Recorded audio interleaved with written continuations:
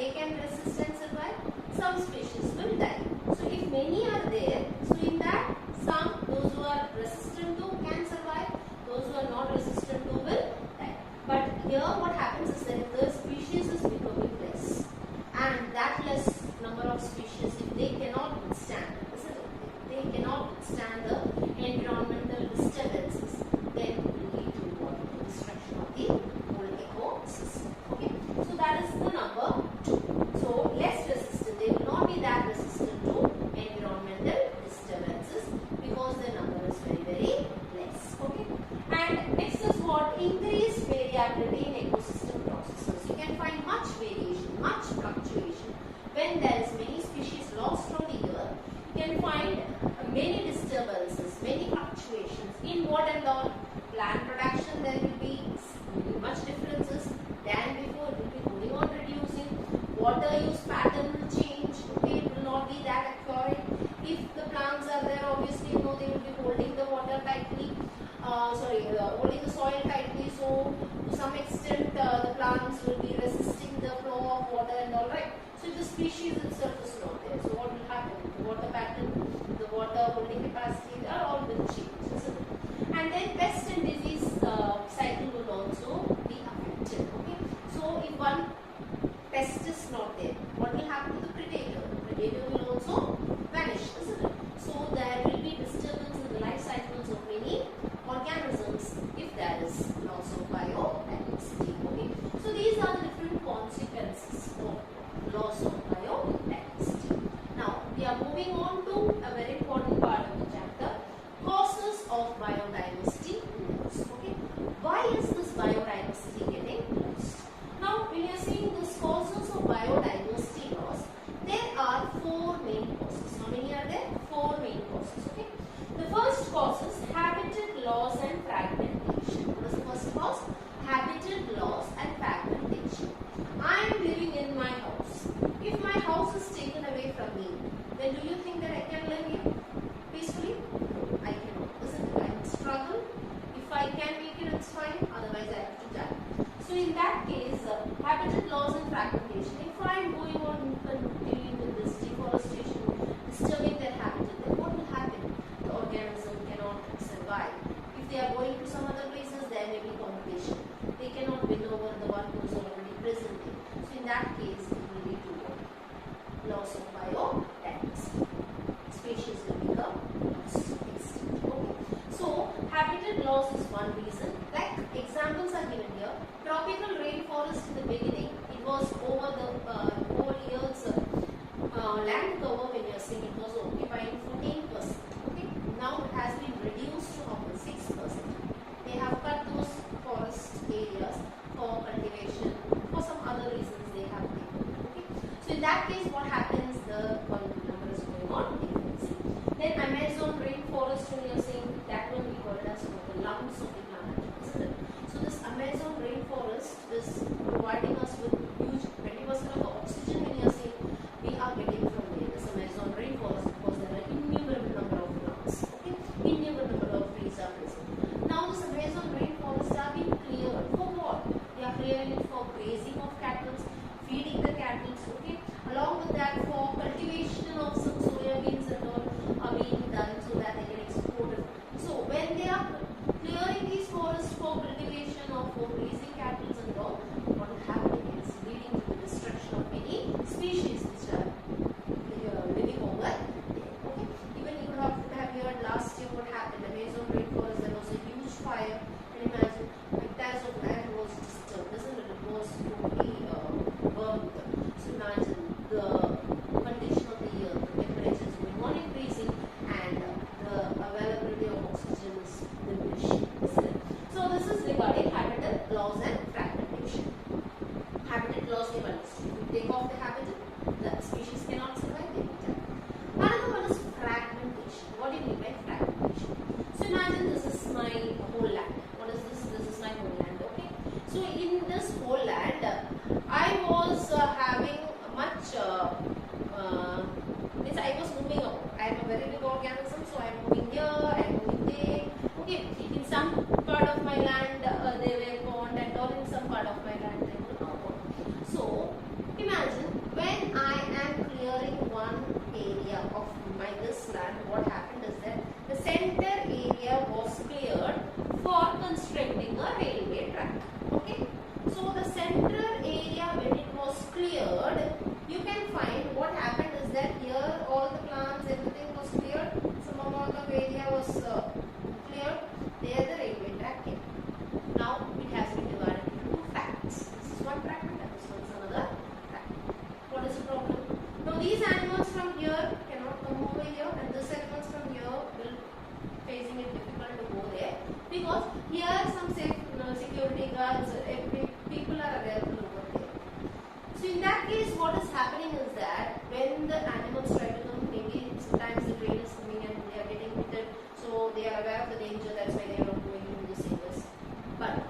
when this fragmentation had happened, the animals which were moving freely are now restricted movement. They cannot move freely. Some animals are starving because the food for them maybe it is available over here. The trees are available over here only where they can. So those are making it, it's fine. Water is not available there because the pond or the lake was present over here only. Struggling. So what will happen? They will die. In case there is no particular suitable conditions for their survival, then they will die. So, like this, fragmentation is also responsible for habitat loss. Means the loss of biodiversity. Okay. So if you are taking away the habitat or you are making fragments, okay, this the whole forest is divided into many fragments, and in these fragments, if the movement is not possible, restricted movement is there, then they will not be happy with that, isn't it? So if they are not happy, if they cannot adapt, they will die and it will lead to extinction of the species. Okay, so that is number one. Number two is over exploitation. We people are very greedy, because of which nowadays we are staying at home because of this corona, and the animals are moving about very quickly. They are very happy with that. Anyhow, now over exploitation. Over exploitation means what? I need only this much amount of food for me, but I am going to take much. I don't want, but I am keeping it as just I am free with that. Okay, fine, let me have it. Okay, so like that, if I am taking it in huge amount and I am not replacing it, okay, I am cutting the trees in huge amount for making all those furnitures, everything that this, but I am not replacing it. Now what will happen when I am doing the things? Automatically the loss of biodiversity will be there, because I am taking those species, those plants, isn't it, which were staying. When I am going on cutting, using it, exploiting it more than what I needed. So what will happen when I am over exploiting something? So that species is going to be extinct. For some reason, I am killing an animal because I can get something out of it, and I am not allowing it to reproduce or increase its number. In that case, what is happening is that there is loss of biodiversity. Okay, so that is over exploitation is leading to extinction. Alien species invasion. The third one is what? Alien species invasion. What do you mean by this alien species invasion? Alien species invasion means some alien or some exotic species from some other places getting into my area. I am indigenous Indian variety, the local desi variety. Now, some alien species is getting into my area. Now, what is happening? This alien species, they are going to multiply there. They are going to grow like anything, and thereafter disturbing me. Then we call it as alien species invasion. Like for example, I went and saw one grass variety. It was very nice. Okay, from Australia maybe. So I brought the grass variety and have introduced where into this India. Some place I have introduced. Okay, my house I have. Now what is happening? This grass variety is more multiplying and they are occupying more area, and all the organisms, means all the plants, herbs and all which were growing in my land is not growing now, because when coming with competition, that grass variety is more effective than my grass or my indigenous variety. Now what will happen? That variety will be going on increasing, multiplying, occupying the more space, and my all desi varieties, which were much not that beautiful maybe, but they were more nutritional, or they were having some medicinal value, were all killed. So in that case, what will happen? It is a invasion, which is leading to the extinction of the indigenous varieties. Okay. So in that, examples are being discussed. One is African catfish for aquaculture was introduced. Okay, from Africa into India in the lakes. Now what happened is that this catfish started growing in such a way that the native catfish which were all present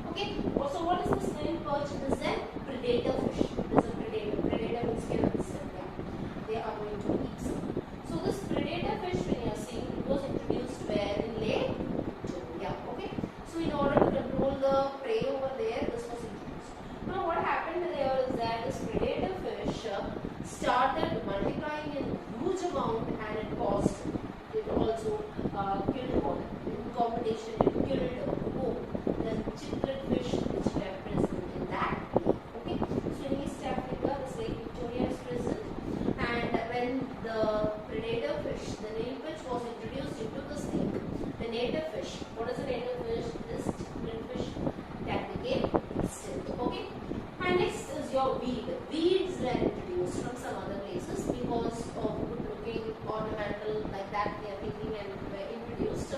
Example for the same is that Parthenium, Lantana, Ecornia. Ecornia is water hyacinth. The water body is Ecornia. You would have seen. Very nice looking. So first they kept the 1 and 2, it was nice. But they went on multiplying, the whole lake was covered with the Ecornia.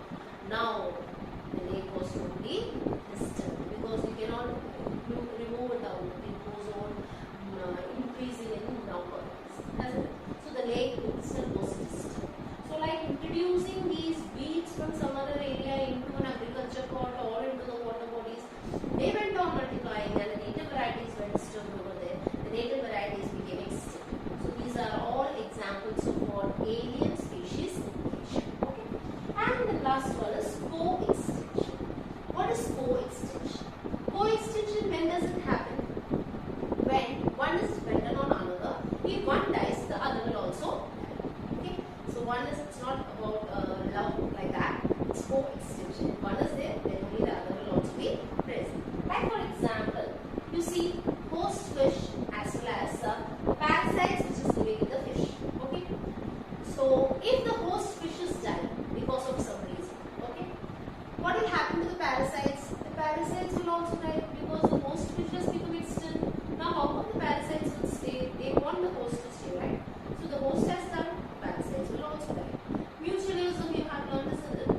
So in mutualism, for example, we are taking it as lichen if you take algae and fungi. If algae is there, then only fungi will be there. Because of some reason, because of environmental condition or habitat loss, algae is lost. So what is happening to the fungi? Do you think the fungi will survive? Mutually benefited partners, they are mutualism, isn't it? So they will also not survive. If one is lost, the other will also get lost. So that one we call it as co-extinction.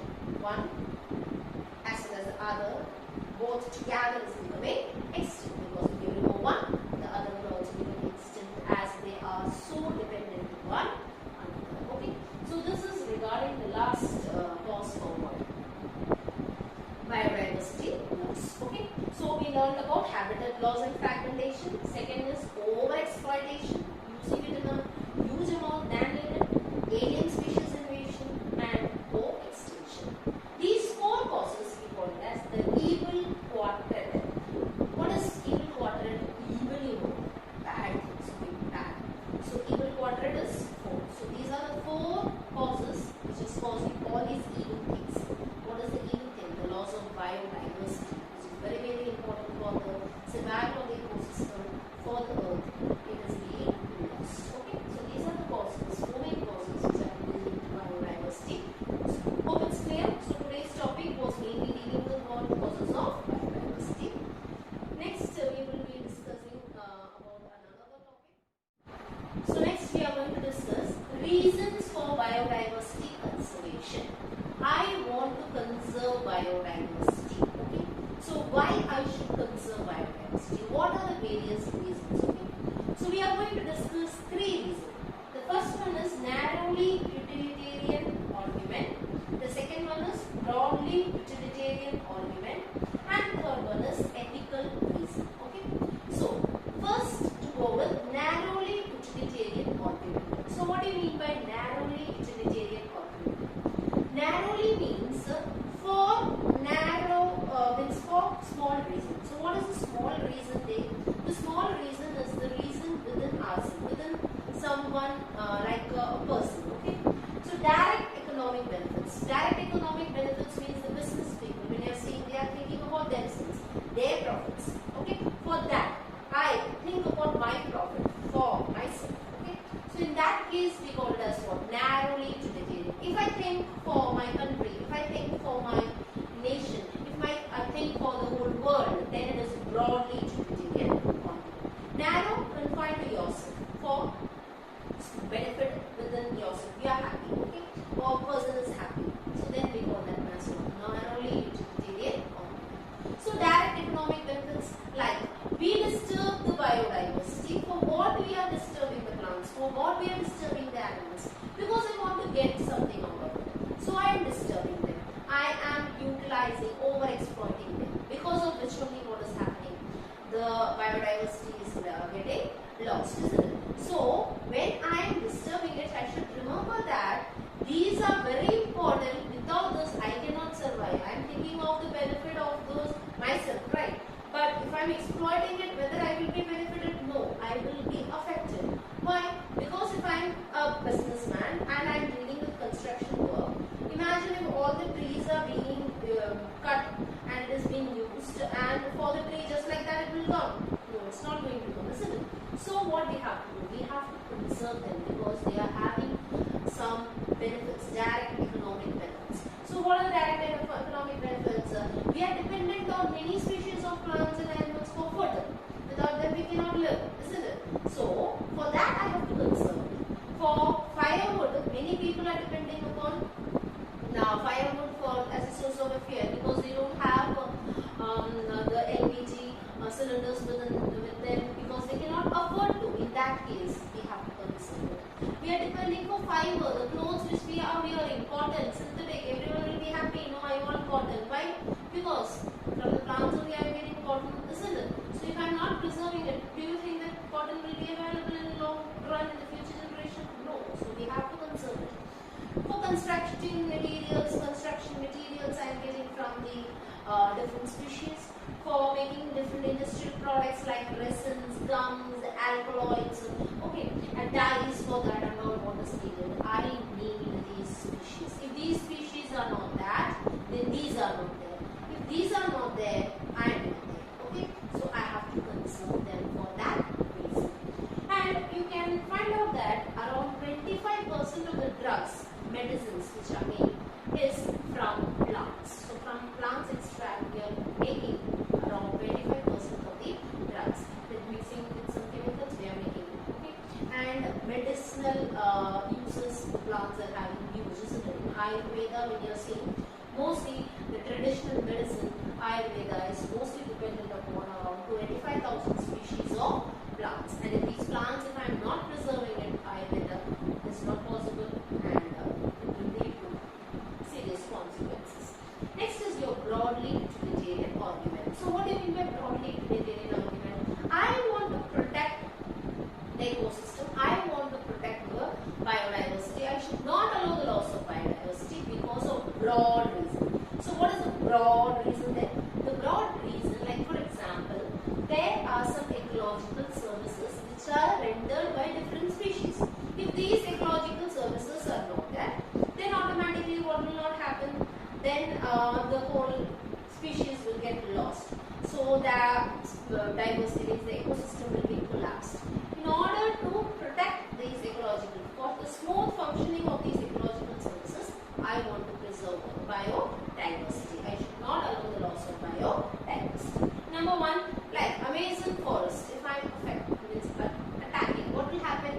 It is contributing. Already I have told you 20% of the oxygen which is there in the atmosphere is because of whom? The oxygen which is being given by these plants which are present in the Amazon forest. If I am disturbing that, then what will happen? I will be affected because I cannot get fresh air, isn't it? The second thing is pollinators. So the pollinator, ecological services, when you are seeing the bees, the butterflies, and the rest of the insects are mostly helping in what?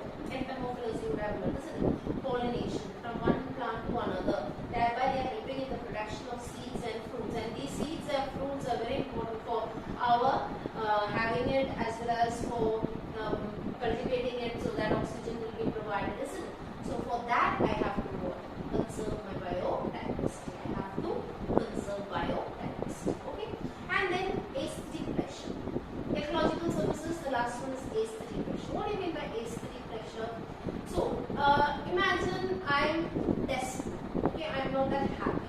Do you think in one room if I am shutting everything and sitting I will be happy? Even now in the corona case, you people are sitting at you are not getting irritated. You feel like yeah, I have to go out, I have to go somewhere, I have to take fresh air. All these things comes in your mind, isn't it? So imagine if these regions are rich in biodiversity region, whether you like it or not. Why we are going for some vacations and all to some tourist places which are rich in biodiversity? Because there we get peaceful atmosphere. We can breathe fresh air, isn't it? So for that, enjoy the nature's beauty.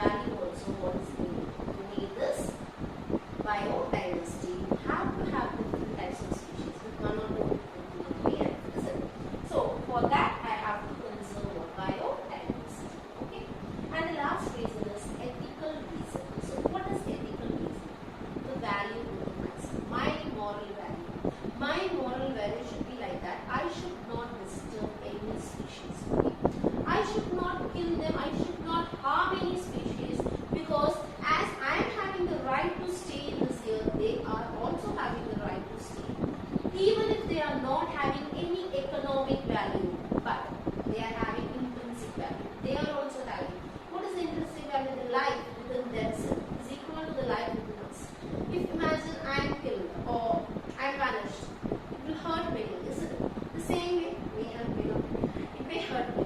So the same thing, if some other organisms are also being killed, because there is no economic value for one which by so what will happen? It is having a life within it. We have to think of the same.